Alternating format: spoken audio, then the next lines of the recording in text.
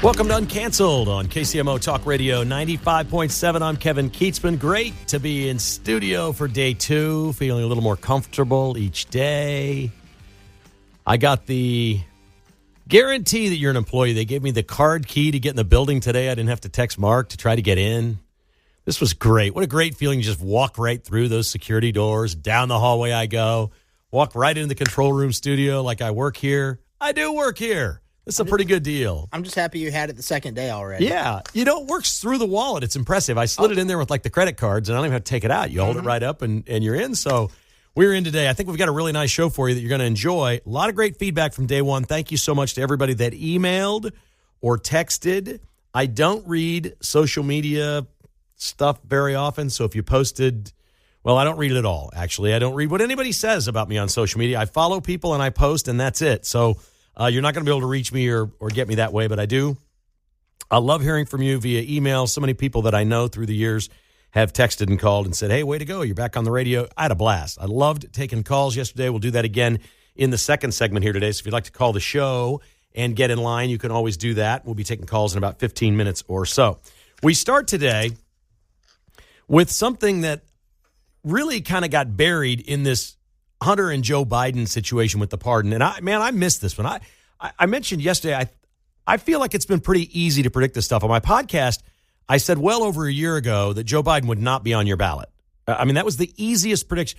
It is easier to predict that Joe Biden would not be on your ballot on November 5th than it is to predict who's going to win the Chiefs-Chargers game Sunday night. So that one was easy. And then I said, after Hunter Biden went through all this stuff, it looked like they were going to let him go. Remember, they were just letting him off.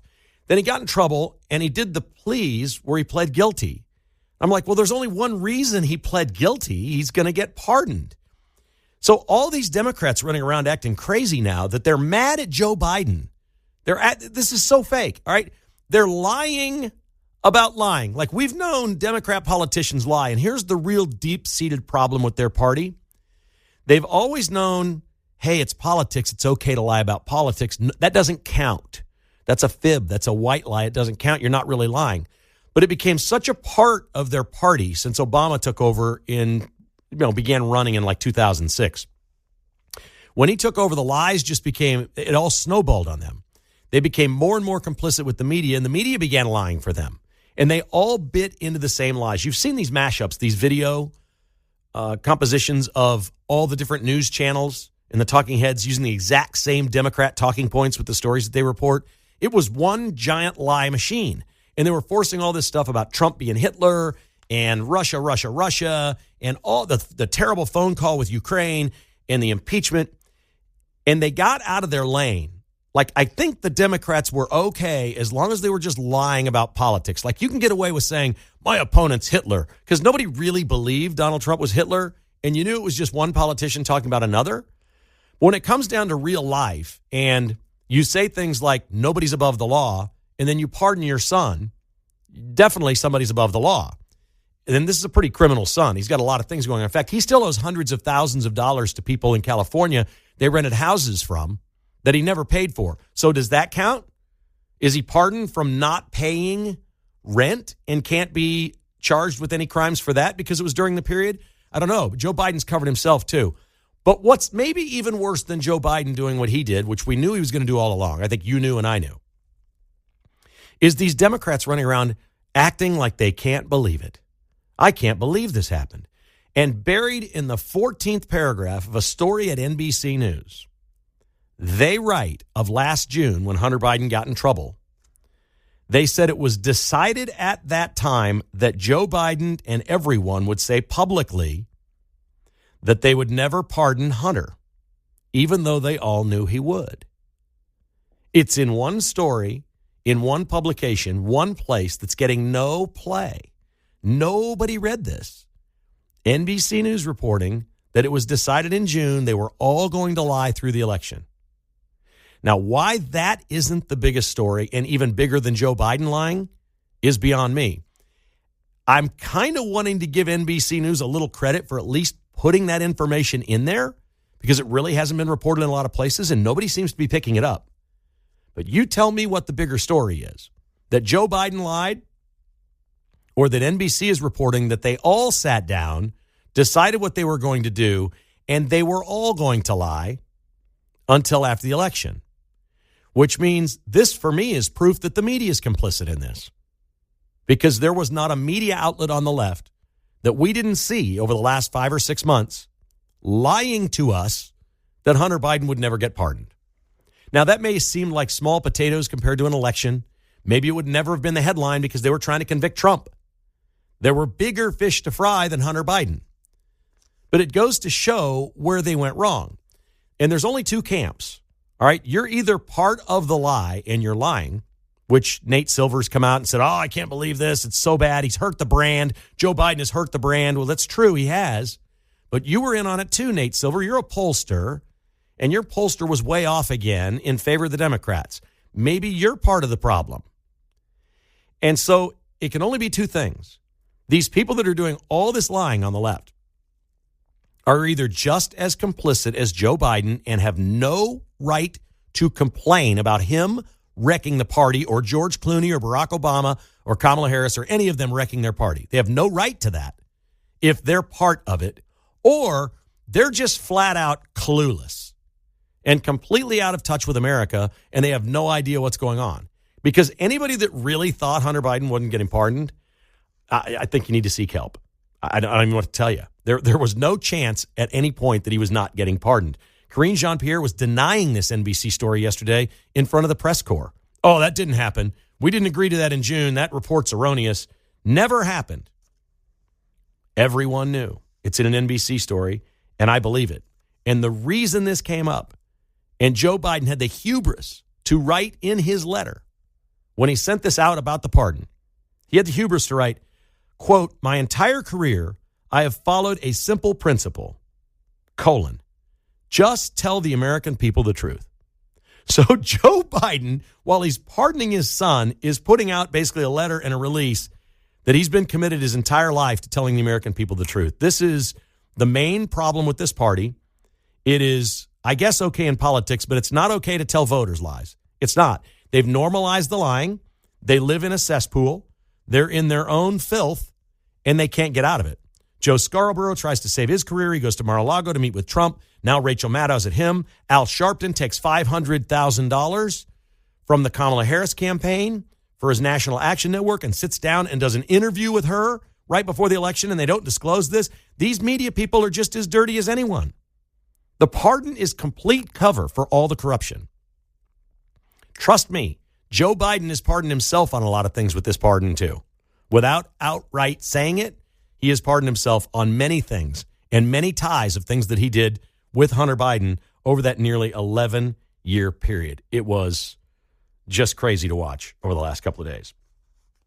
Also from yesterday's show, we talked a little bit about the football player, and you've heard this name now probably, Azeez Al-Shaair, the Houston Texans, who just clobbered Trevor Lawrence, the quarterback for the Jacksonville Jaguars, while wearing cleats in Palestinian flag colors that say free in support of a Palestinian children's charity while this war is raging on. Well, the news of the day today is he got a 3-game suspension, and the NFL is saying about this player, look, you've done so many bad things in the past, multiple offenses and incidents, you're getting 3 games for this. So he's out for 3 games. And the player did call the quarterback and apologize for doing what he did. But then, just like the Democrats and Biden, DeMeco Ryans, who I've liked as a head coach, I've thought this guy's a bright, young head coach. It looks like the Texans are on their way up. He took to the mic on Monday afternoon in front of the media and supported his player, insinuated that somehow Trevor Lawrence was using the rules, and quarterbacks do this, but I didn't see it in this case, that he was using the rules to try to go farther and slide late, and it wasn't a cheap hit, and that then the Jaguars overreacted to something that wasn't that bad while supporting his player. If I was the owner of the team, I'd have cut the player. That's what I would have done. I'd have told my coach, I'm sorry, this player's gone. We're not dealing with this. And then the coach went out and made it worse, which is so reminiscent of everything we've seen over the last couple of days with the Biden pardon and the things we saw with the Democrat Party through the election. It can just snowball on you and get worse and worse and worse. And I didn't think they could make this worse for this player or this situation. And yet the coach came out supporting his player and then said the Jaguars were out of control on the sideline and they were to fault and the quarterback should have slid better. Unbelievable. You decide, I guess. All right, we got phone lines open. If you'd like to join us, I'd love to hear from you today. Anything that's on your mind, 913-408-7957. That's 913-408-7957. You're listening to Uncanceled on KCMO Talk Radio 95.7. Well, I'm starting to rethink our very first guest on Uncanceled. Not only did he beat me out of a job a long time ago at Channel 4, he just told me during the break that, someday he'd like to have a conservative talk show on radio. I'm like, I'm on day 2, and he's coming for my job again. Mark Alford is your congressman in District 4 of Missouri. He's a dear friend and an unbelievably great congressman. Mark, how are you today? I am doing well. Congratulations, Kevin. It was 3 years ago that you emceed the Jackson County Lincoln Days, and I was a candidate then. And I think you kind of thought, is this guy crazy getting into politics? But I have thoroughly enjoyed it. I love my job. I've never had any more passion for anything in my life, and thank you for having me on. Man, you're just doing a great job, and congratulations on your reelection as well. Just another landslide for you, and I know that you're really enjoying the work that you're doing. Why don't you just kind of update us on what the transition is like right now? I know we're still waiting on maybe one race in the Congress, but you guys have a majority. How does it look to you? Is this going to be pretty peaceful, and everybody in the GOP is going to be working together? Are a lot of things going to get done? Well, I certainly hope so. Look, we're waiting on one race. John Duarte, who came in as a freshman with me 2 years ago and had only won that race, he had to sweat it out for 2 weeks back then, and I think he won by 500 votes. And now he was up a couple of thousand. Now he's down like 182. I don't know why it takes California so long to count their votes, but he may not be coming back. A great guy from California. He's an almond grower. We're on the Ag Committee together. We have a very slim majority. I think even slimmer than we had in the 118th. The 119th is going to be even more slim. That means we are going to have to work together. I think one of the advantages we're going to have this term, is that President Trump, I think, is going to bring people together. We've seen that already. He's been to speak to us last June, and then he came just a couple of weeks ago to Capitol Hill, and we met at the Hyatt, and he kind of gave us a pep talk and laid out his plan and strategy for the first 100 days. We are going to have to work together. One or two-seat majority is not going to cut it if you have squabbling and infighting within our conference. Okay, so what can be done about these elections? And we're a month in, and they're trying to figure out what to do in California. And call me crazy, but I'm just on the assumption when it takes a month and it's California, they're taking a month so that they can make sure the Democrat wins that seat. Am I crazy by saying that? No. And what can we do to stop this? Well, look, you're not crazy. I think that's the assumption because the Democrats have cheated in the past. That's their modus operandi. The Constitution provides that the time, place, and manner for elections is determined by the state legislatures, not by executives within the state.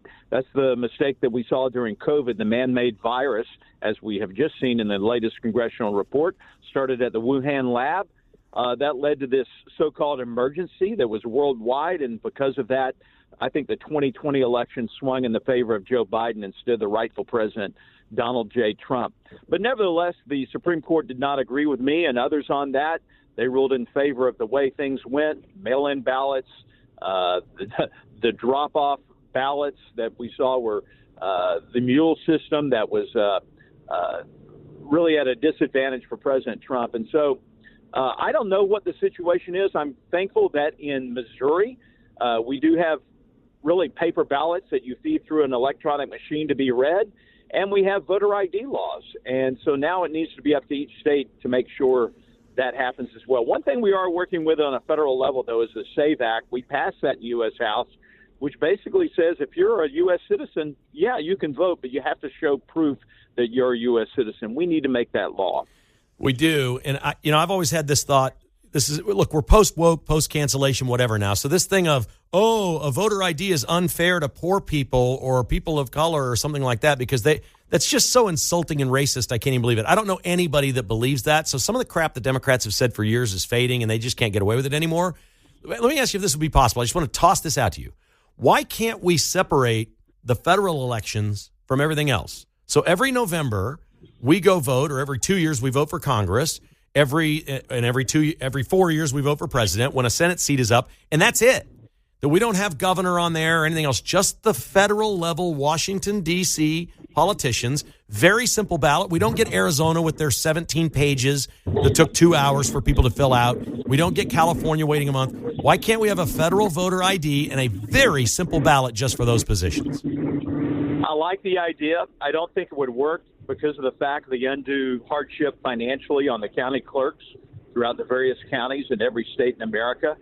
I think, though, you do see the swings in voter turnout and really results when you have things like Amendment 3 on the ballot on abortion in Missouri. It drives turnout. You saw that 2 years ago in Kansas with another abortion amendment there. It drove turnout, and I think it's swung the election in favor of the Democrats in many ways.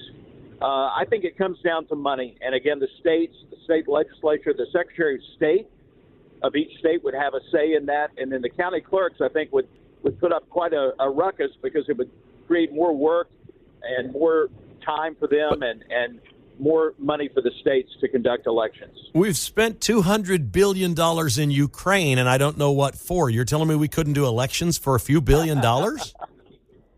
Look, I think it's a great idea. I'll run it up the flagpole in Washington, see who salutes to that.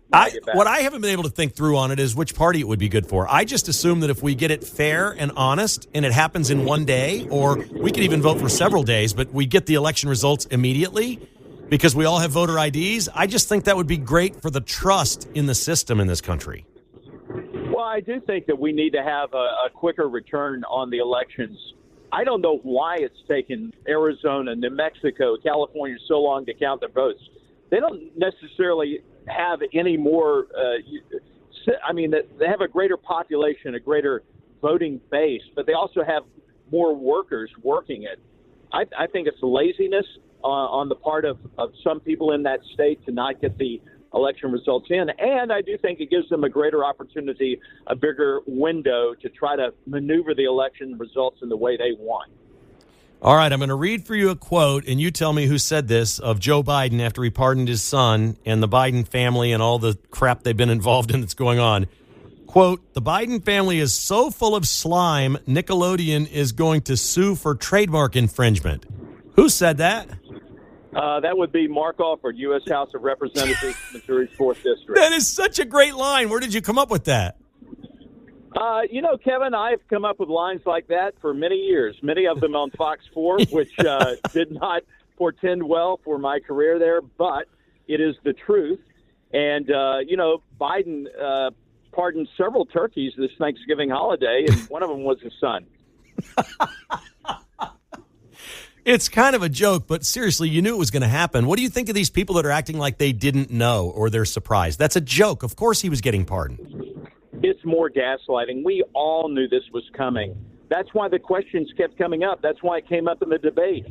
But it gave Joe Biden another opportunity to lie out of his false teeth.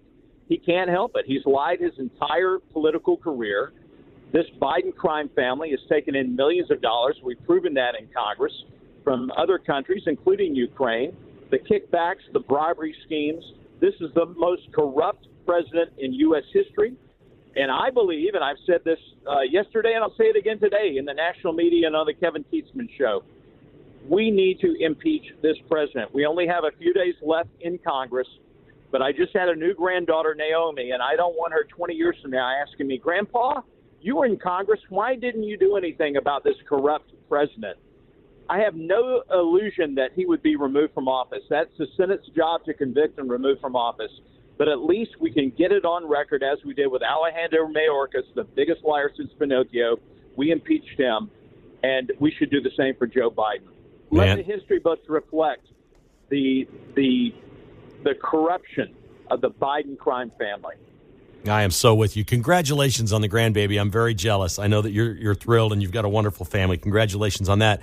Let me ask you what you think is going to happen in Missouri or Kansas City or your district when this deportation starts in January. What does that look like, or what have you been told that's going to look like in our area? Well, if you've been listening to Tom Homan, who's going to be in charge of this, and boy, I've talked with him several times. We're not close friends, but we do text occasionally, and he has been fired up for a couple of years on this.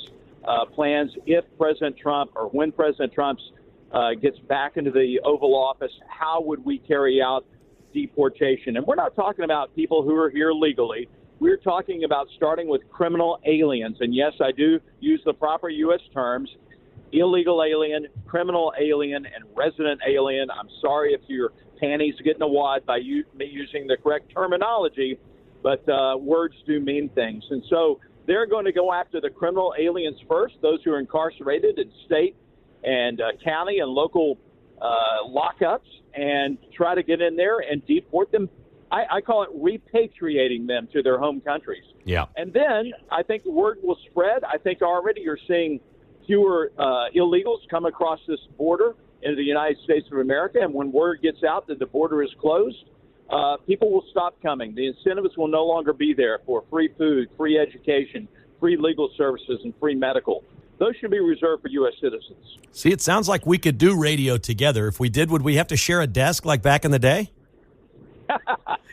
You know, when I first got to Fox 4 in March 17th of 1998, we didn't have a lot of desks upstairs. And so they said, would you mind sharing a desk with Kevin Kietzman? He does sports, and he's not going to be here when you're here, and you're not going to be here when he was here. And so I did that for a couple of months. Little did I know that you had tried out for that morning anchor position, and I had come in and gotten that position, and I apologize for that, Kevin. It's all good. You were much better suited for it than I was. There's no question. And my final question for you today is you went to the University of Texas, I think, for a while. Are your football Correct. teams literally the Kansas City Chiefs and the Texas Longhorns right now? Well, those would be them. My wife went to Baylor, my daughter went to Baylor, but I'm a firm Hook 'em Horns fan and, of course, a Kansas City fan. I was originally a Dallas Cowboys fan, and when I got to Kansas City, I cut up live on air as Lamar Hunt watched on our front lawn there at Fox 4 my Chiefs cheerleaders tie live on the air. That's It awesome. was a pivotal point in my life. Man. Mark, keep up the great work. We're so proud of you, and we hope you do this for a long, long time and do great things for the people of the great state of Missouri and for our area here in Kansas City. Well, Kevin, thank you, and I appreciate your listeners so much. This week on Mark Alford's America on Saturday and Sunday on this very station, we'll be talking with Guy Rothenschaller, who is the Deputy Whip of the U.S. House of Representatives, a rising star in the Republican Party. He has a very interesting career in the military. He was a JAG officer and prosecuted terrorists for many years, and now he's trying to get the votes necessary to make America great again in the U.S. House of Representatives. That's awesome. Thank you, buddy. Have a great show. Take care. All right, take care. There's Mark Alford from the 4th District in the great state of Missouri, and he does a great job, and we're pleased to have him as our very first guest right here on Kevin Kietzman Uncanceled.